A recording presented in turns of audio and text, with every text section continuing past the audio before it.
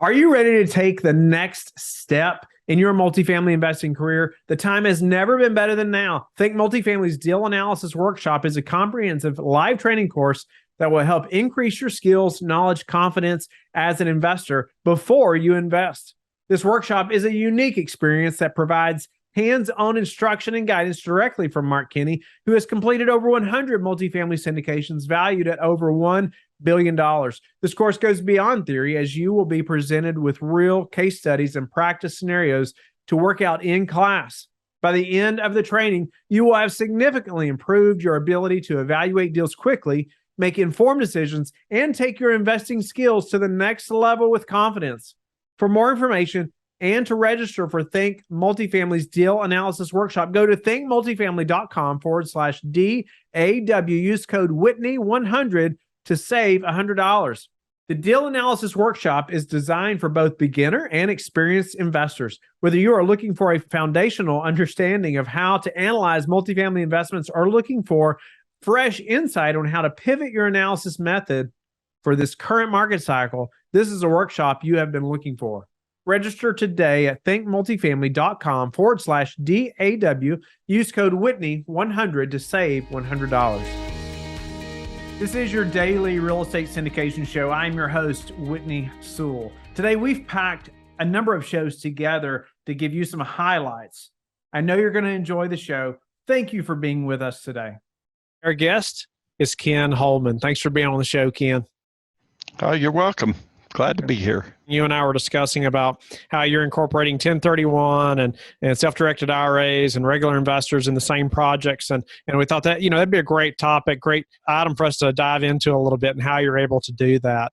And so I'd love for you to talk about that and us dive in. Sure. I think most syndicators these days they go out and they find a group of investors that have some equity capital that they want to invest in a project. And that's the approach that they take. And we get a lot of those kind of investors. At this stage of my career, I like to work with bigger investors, obviously, as opposed to smaller investors. But I have found that it's possible to incorporate 1031 tax-deferred exchange investors with self-directed retirement account investors and regular investors.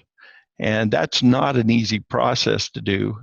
So I thought it might be fun for your listeners to just hear an explanation of how we go about that process. And maybe there are others that want to incorporate that into their business model. But so today, most real estate projects are done through the formation of a limited liability company, which is the crux of legal organization that you set up to run the project. And most of these are single asset entities.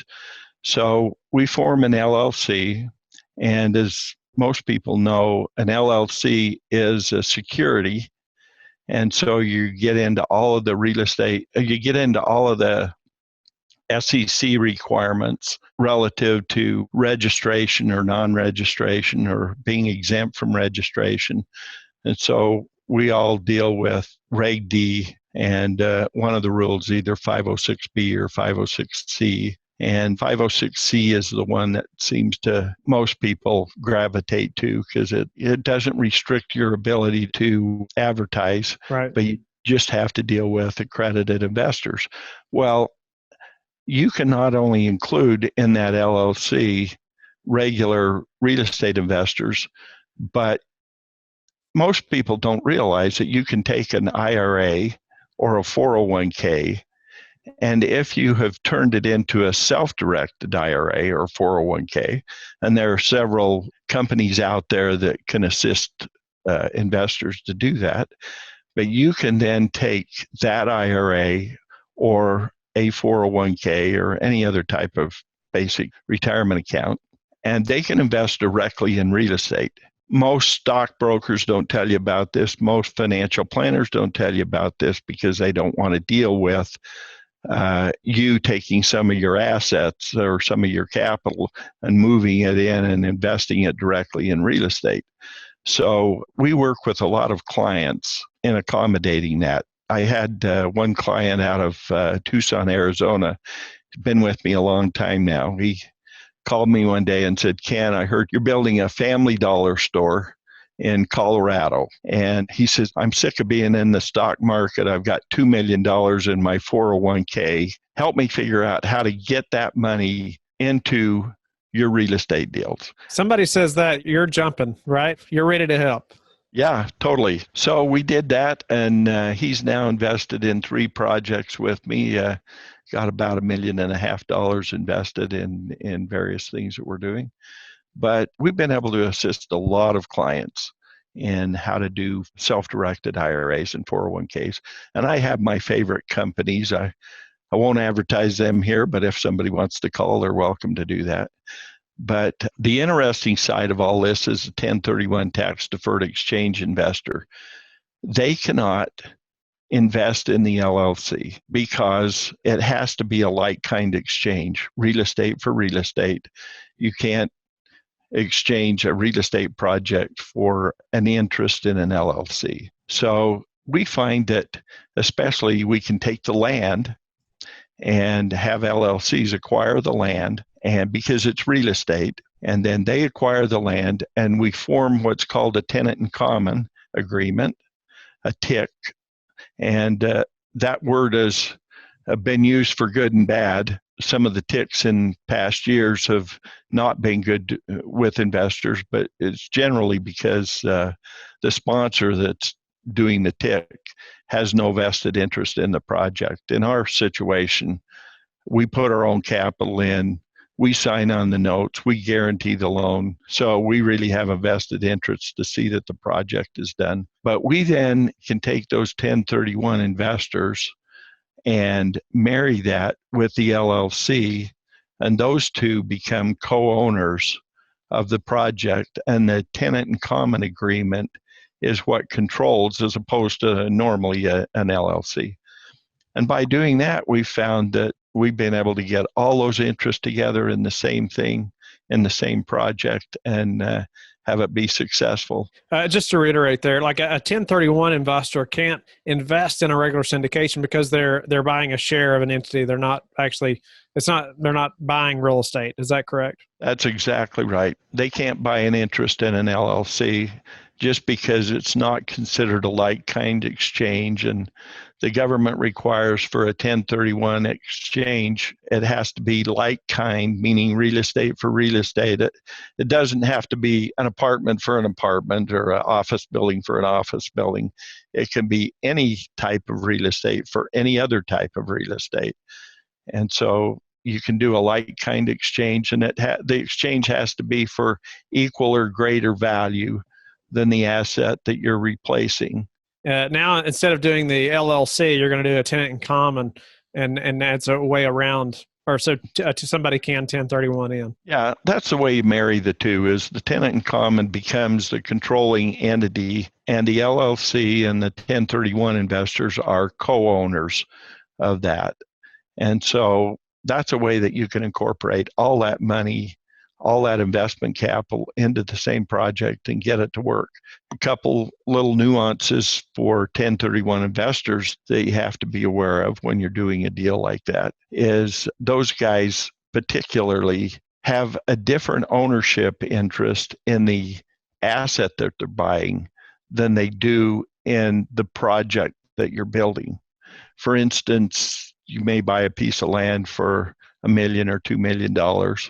And if somebody's putting in $200,000 in a $2 million project, they'll own 10% of the land. But maybe the project that you're building is a $20 million project. So their $200,000 investment generally is 10% ownership in the project. So you have to make sure that all the documentation that you do states that they have a certain percentage ownership in the land, and that translates into a different ownership interest when they're a part of a larger project.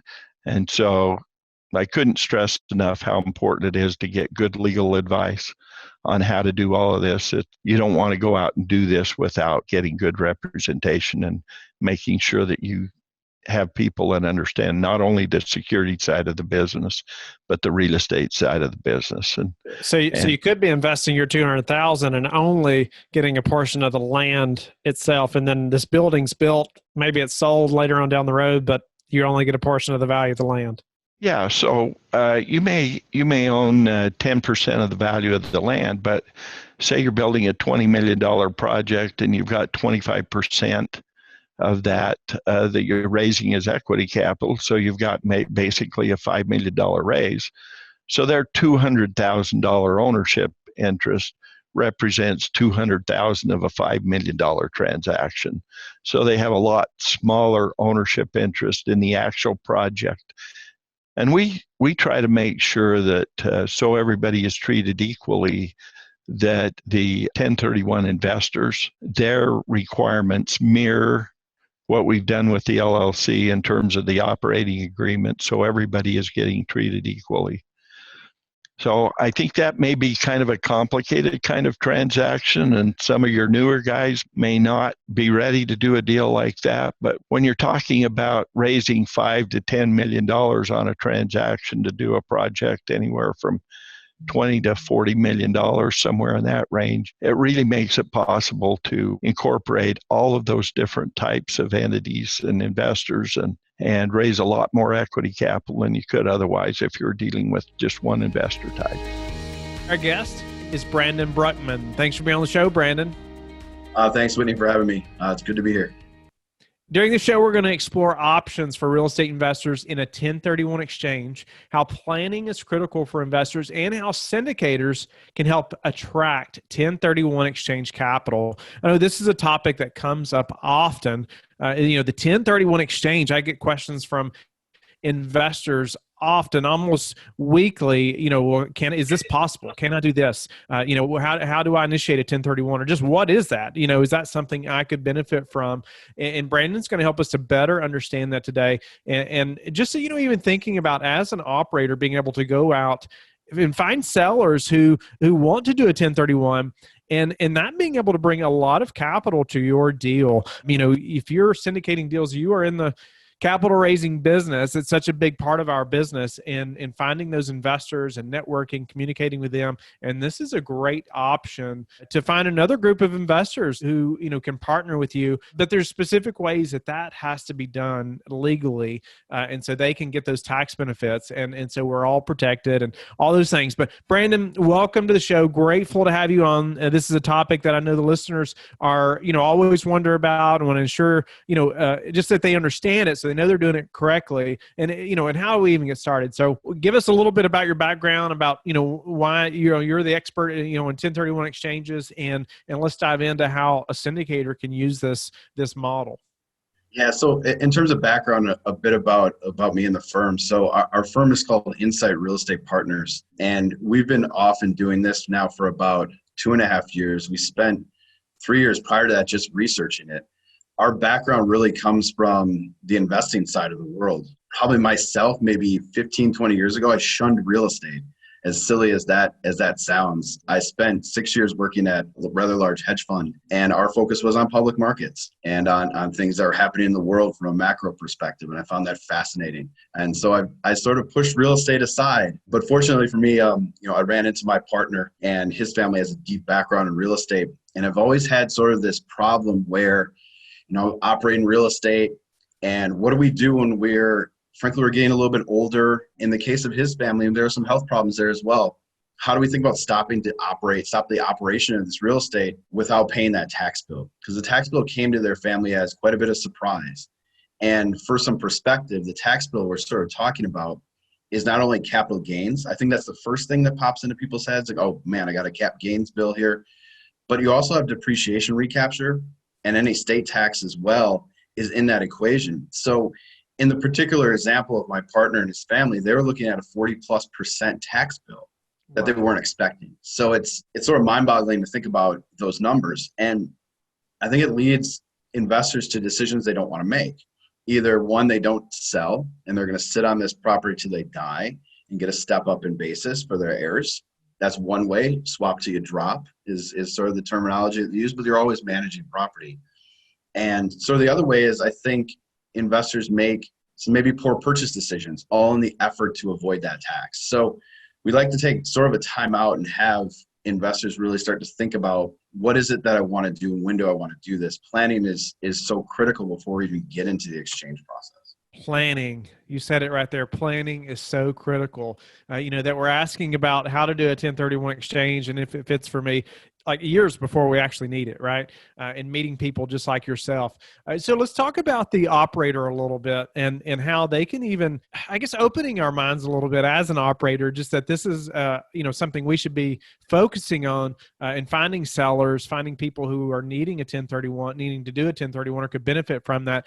Help us with that a little bit. As the operator, it can seem a little overwhelming to think about adding something like that or trying to learn this process and finding these people. How should we do that? How do we even find those people? Yeah, I'll take you through a little bit of background, kind of how we got starting to think about syndication as an option. So we sort of rolled through this as a firm and thinking about an instrument called a Delaware Statutory Trust. And that's a mouthful, and I'll refer to it as DST as we go. That's a more typical option for investors that are looking to get passive and to get out. And that is by the SEC of financial securities. So it fits well into our business. We're like, okay, this makes sense to us. As we start to work our way through that market, those products are designed for one type of investor in mind. They're designed for a very conservative type of investor. So immediately we had people coming to our door that were a little bit more, let's say, sophisticated or looking for a little bit different economics or a different scenario. And we sort of started talking to syndicators about this a little bit. And frankly, our initial conversations, we got a lot of, hey, we can't do that, we can't do that, we can't do that. The more that we dug into it and realized, yes, you can. So the structure that we've been helping folks utilize is referred to as tenant in common or TIC. So the biggest thing, and I want syndicators to sort of think about the investor for a second, as they're coming out of a 1031 exchange, they have to maintain ownership of that property in the same entity that they're in. That is critical. So you cannot change entities when we're doing the 1031 exchange. I can't go from one LLC to another. I can't go from directly owning it to being a partner in a syndication. Can't do that. I have to be entity to entity. And the DST structure, like I mentioned, allows us to do that, but so does the tenant in common structure. So I think that presents some different kind of challenges maybe for the syndicator. It's a different setup. You are, in essence, partnering with somebody. So a lot of initial phone calls we'll have with syndicator partners are that investor and the syndicator actually getting to know each other. Like, do I want to be in this property with this person? You may have the majority of equity there. You may be in control making the decisions as a syndicator, but you also have someone that you're partnered with on this transaction. So that's a different element than I think the GP-LP structure and the way to think about running, the way a syndicator could think about running their business is a bit different. But I think the upside as well, though, as we think about, as Whitney, we mentioned before the calls, we roll into this election and people that are staying on the fence and thinking about 1031 exchange, it might get a little bit scary for them staring at a policy that says, I'm going to eliminate that. So, I mean, we anticipate as a firm, potentially a lot of 1031 money flowing our way and into this space over the next 6, 8, 12 months. If certain things happen politically, we anticipate that coming here. So it behooves the syndicator to kind of look at that and say, hey, this could be really interesting. On top of that, I think the most interesting relationships that we see here are folks that want to retire as the investor that have been operators for 20 or 30 years. Syndicators and that investor, man, there is a personality fit there that's phenomenal. So in this, while all the financials are great and the economics are great and the capital coming is great, you also may find an awesome partner coming out of these deals. That's some great information right there. I wanted to go back a little bit to the, the seller having to maintain ownership of that entity, and that in that entity then is coming into our syndication really as that tenant in common. They're kind of this. There's an LP, there's GP, and then there's this TIC or tenant in common, out here, and they have they can have a big role, right? They can have a lot of say in what happens, things like that. And can you speak to just the, what the syndicators should be thinking about when we're having that conversation with that seller and determining, we're the operator here, right? We're still not going to call you about paint colors, most likely. You're still passive in this deal, and just how to structure that or guide that conversation so we're prepared for the future of that relationship? That's a really good question. I think the syndicator should walk into that conversation with some very clear expectations of the way that they intend to run that property and how they intend to or not to involve that investor. That's absolutely critical. So we see these, I'll kind of take this to where we see things go bad. Things go bad when myself, my investor, who's my client, and the syndicator get on the call, and we don't have clear expectations coming into there what people are going to do. So I think the good thing that we add to the equation is we can sort of play that sort of mediator into that transaction. So we'll get to know syndicators and understand how they operate, and then present them to investors and say, hey, this is how they kind of work. And then we're sort of playing matchmaker, for lack of better terms, trying to find people that sort of fit that criteria, right? I think most syndicators should take that mindset that they're in charge and they're running the property, and you plan on doing what you plan on doing with that property, and be very clear and direct about that. If we have a good match there, the investor will understand that and sign up to play in that game. If we don't, they won't. So it's having a clear set of expectations from the syndicator. It's your deal. So from my seat in representing my investor, I want you to come to initial meeting or call and say, here's what we do, right? And that will help the investor make a decision about where they want to be. In other cases, and again, this will depend on the size of the capital, right? We'll see syndicators make some concessions and work with that potential investor. It's finding a good fit. And if you can find that good fit, I think there's always middle ground that you can find in some sort of deal structure that makes sense. Great. Another factor I know we have dealt with, and other companies as well, it's like, well, there's a big cost to this on our side also, just getting that structure set up. It's many thousands more dollars, on our side. And so, I know many companies that do what we do just say, nope, we're not, we're just not going to do it. Or either their CPA or their tax person has just said, no, it's too time consuming, right? I mean, there's just too much to it to make it worthwhile. So many companies just say, no, we're just not open to it. While I've seen others say, if somebody's bringing $500,000 or $1 million, through a 1031 exchange, then we'll consider it.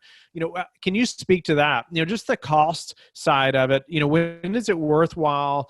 How much should somebody be bringing, or even just to make it worthwhile for all the legwork that has to be done? Yeah, I'll spin that a little bit from the investor's point of view first. That's who we're spending the most time with, and sort of what we tell people. I think that'll help. So if investors are coming to us with equity sizes less than $1 million, we usually don't recommend this option. It becomes, however, a bigger part of fit with that investor than it does about the equity. So, investors can come to us with 10 million worth of equity, and this still may not be a good option for them. They need to understand what this is and how they need to participate. That's what the key point is. So we'll spend time with them. So for example, I'll give you a real client example. A client we had who was just turned 50 and wanted to retire. He'd been running property for 25 years, right? He bought his first property when he was 19. So this is what he does. But he was done, right? A little younger than usual it comes to us, but hey, good for him. He is an operator. That is what he does. This made a ton of sense to go the syndication route. He understands it. It's very close to what he knows. It's almost exactly what he knows. Instead, he's allowing someone else to really run and manage that deal. That's a great fit. We'll have other folks, another real client example, that sold a business. There's real estate inside of that business, totally 1031 exchange eligible. We'll go down that route. They have absolutely no idea how to invest in real estate. This is not a good fit. The business ticket was bigger than our real estate operator, right? So equity size is a factor here, I think, for us, but it is more about experience and how they come to that transaction. But to your point, it's more cumbersome to go this route, especially if a syndicate array has a business built GPLP. I have a structure, I'm running, I'm finding deals, I'm going. To stop and to do something a little bit different is more costly and time consuming to do that. That's an absolute consideration there. The investors, though, on their side have to be a good personality and experience fit to get inside of this sort of world. Can you speak to the operator a little bit and the investor? I think this will help both, but I was just thinking through when I have that conversation with an investor and he says, Whitney, we're going completely passive. We've had this portfolio, we're selling, we just want out, it's time for me to retire, whatever the reasoning may be. We don't want to keep managing this, but we want to do a 1031 exchange. Can you speak to maybe a couple details that we should know to tell that investor, as an operator, just to educate them a little bit, but then and maybe include just the timing of, selling that asset, personally as that investor, compared to when, we need to invest, in a syndication versus when that syndication closes. Does that matter? Some things like that. Yeah, that's a really good point, because that is the trickiest part that we'll go through with investors and syndicators. We'll get to the point where we say, yes, I'm comfortable. Yes, I like this deal. And now it becomes a question of timing, and the timing gets a little bit tricky. So let's talk about the 1031 exchange process first. So I think if you're having that exact conversation you mentioned, Whitney, with an investor as a syndicator, make sure that the investor understands the timeline, and they built a team around this as well. CPA is a great person to have in this transaction. Real estate lawyer is a great person to have in this transaction. The investor wants to speak with these people before they even start to think about doing an exchange. Okay, so that's one. Once they've executed want to execute the exchange, they have to work with their title company or another third-party entity called a qualified intermediary. They have to work with these people. They absolutely cannot take constructive receipt of the funds from the sale. They do that, and this whole situation is done. That is mistake. That's cardinal sin number one. You cannot take constructive receipt of these assets. So the easiest way is to work with your title company. Most of them have qualified intermediary capabilities, and they'll take constructive receipt of those funds. So that's the first step for them. Once that closing hits, they have two big dates to think about. One, they have 45 days from that closing date to identify property, and they have 180 days from the closing date to close. Thank you for being with us again today. I hope that you have learned a lot from the show. Don't forget to like and subscribe. I hope you're telling your friends about the Real Estate Syndication Show and how they can also build wealth in real estate. You can also go to lifebridgecapital.com and start investing today.